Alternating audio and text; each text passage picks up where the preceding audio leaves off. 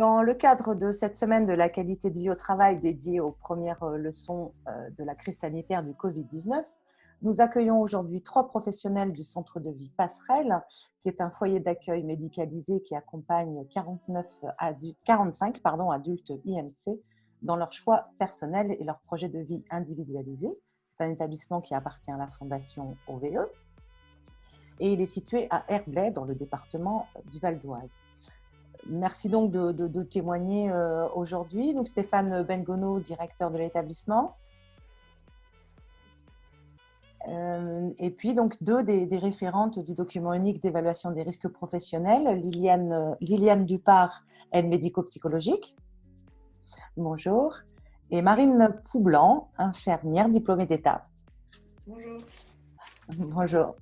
Votre témoignage est relatif à l'intégration du risque sanitaire Covid-19 dans le document unique d'évaluation des risques professionnels. Donc, merci de nouveau à tous les trois de prendre ce temps pour nous faire part de votre travail et le partager avec tous ceux qui nous regarderont, qui écouteront ce témoignage. Nous allons voir avec vous, donc, dans un premier temps, quel a été votre angle d'approche sur ce nouveau risque professionnel. Ensuite, comment est-ce que vous vous êtes organisé pour intégrer ce risque et le formaliser dans votre document unique d'évaluation des risques professionnels. Dans un troisième temps, donc, nous exposer quelques exemples de mesures qui ont été prises par rapport à ce nouveau risque. Et puis ensuite, un temps de conclusion sur justement les premières leçons, les premiers enseignements de cette crise.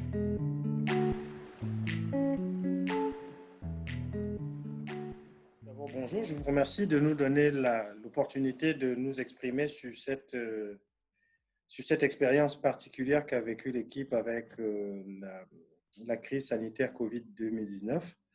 Il se trouve qu'on a au centre de vie Passerelle mis en place des outils de dialogue et d'adaptation qui nous ont obligés, enfin, en quelque sorte, pour parler de la mise en place du DUERP, de faire en sorte que le DUERP soit un outil qui nous permette de gérer de façon rationnelle nos moyens, sécuriser l'ensemble des salariés et amorcer un travail sur le DUERP était une volonté partagée par l'ensemble des professionnels, la direction, les référents DUERP et tous ceux qui se sont retrouvés confrontés à ces risques nouveaux.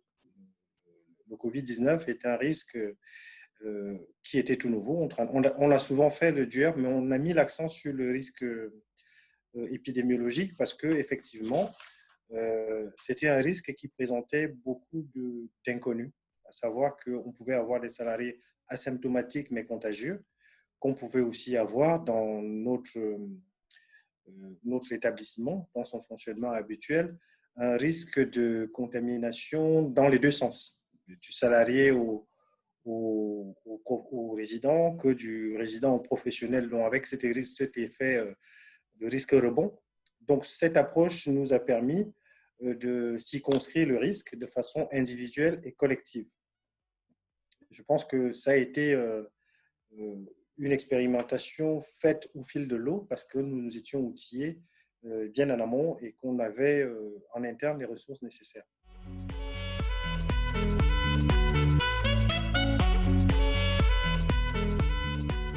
On est parti du groupe de DUERP de base, donc avec Liliane et puis en collaboration avec Johanna aussi, l'assistante de direction. Et puis on a vite mis en place un travail en collaboration avec les psychologues de l'établissement pour la partie risque psychosocial.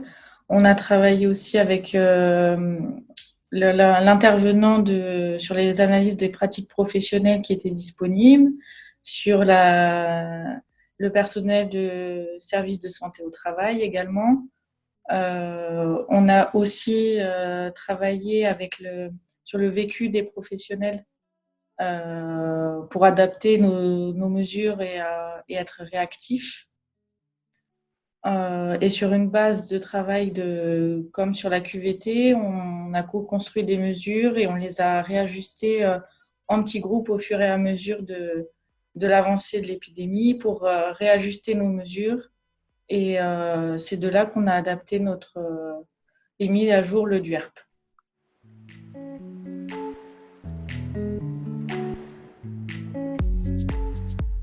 départ, quand le salarié arrive en fait dans l'établissement, il y a la prise de température qui est faite pour s'assurer qu'on n'a pas de température. Si jamais on avait de la température, on devait rentrer chez nous et pas rester dans l'établissement et voir un médecin pour voir si on était infecté ou non. Au niveau des résidents, il y a eu la mise en place des masques, donc qui étaient faits pour protéger le résident et les professionnels. Donc ça a été mis assez rapidement en place également. Pour les professionnels, il y a eu un système de taxi pour leur permettre d'arriver sereinement à leur lieu de travail sans prendre les transports avec tous les risques que ça comporte par rapport à la foule qu'il peut y avoir. Donc il y avait une protection par rapport aux salariés quand ils venaient sur son lieu de travail pour le professionnel et les résidents, puisqu'on venait s'occuper des résidents. Au niveau de l'organisation du travail, il y a eu beaucoup de changements, donc une adaptation à avoir au niveau du salarié par rapport au contact du résident, c'est-à-dire les personnes qui s'occupaient de la toilette du résident le matin s'occupaient également sur les temps du repas du même résident pour éviter les différents contacts entre professionnels, enfin multiplier les contacts entre professionnels et résidents. On a beaucoup plus travaillé par sectorisation. Pour tout ce qui était réunions, activités, on a privilégié des espaces, en plein air pour éviter en fait d'être enfermé avec plusieurs résidents dans un espace confiné. Pour les salariés aussi, il y a une mise en place d'hôtels pour ceux qui habitaient loin, éviter les déplacements multiples également.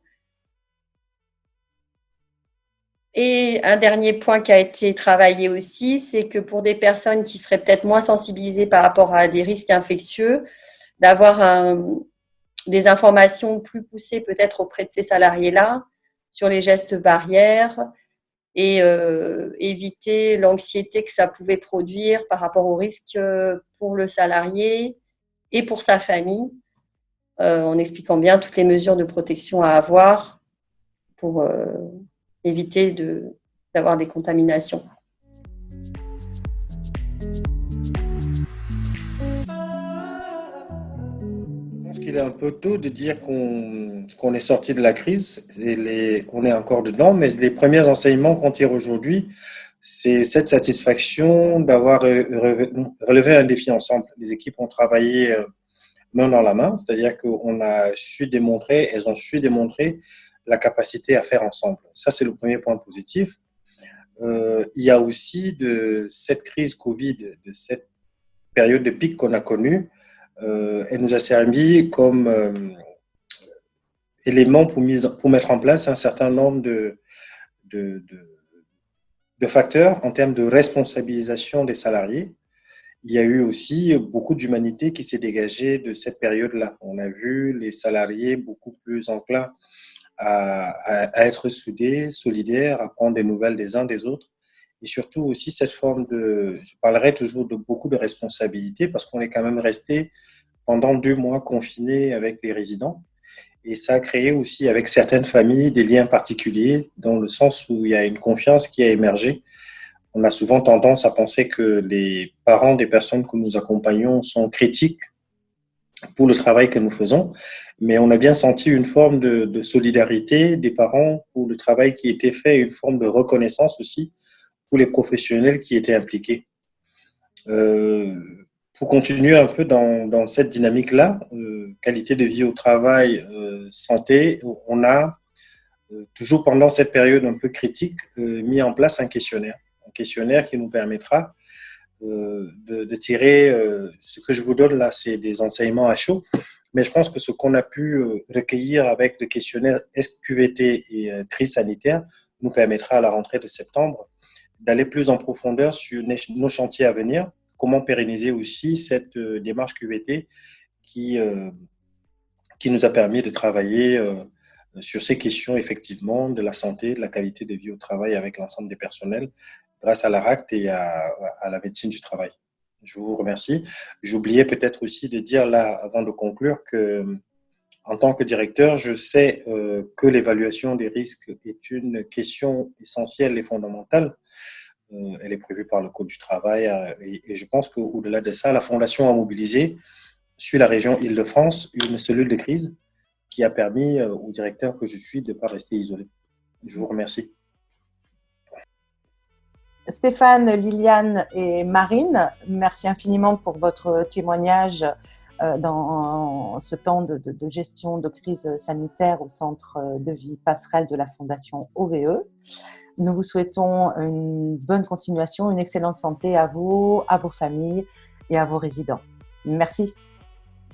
Merci à vous. Merci à vous. De nous avoir accordé ces petits temps. On est reparti pour les mois qui viennent et on espère que la qualité de vie au travail perdurera dans notre établissement.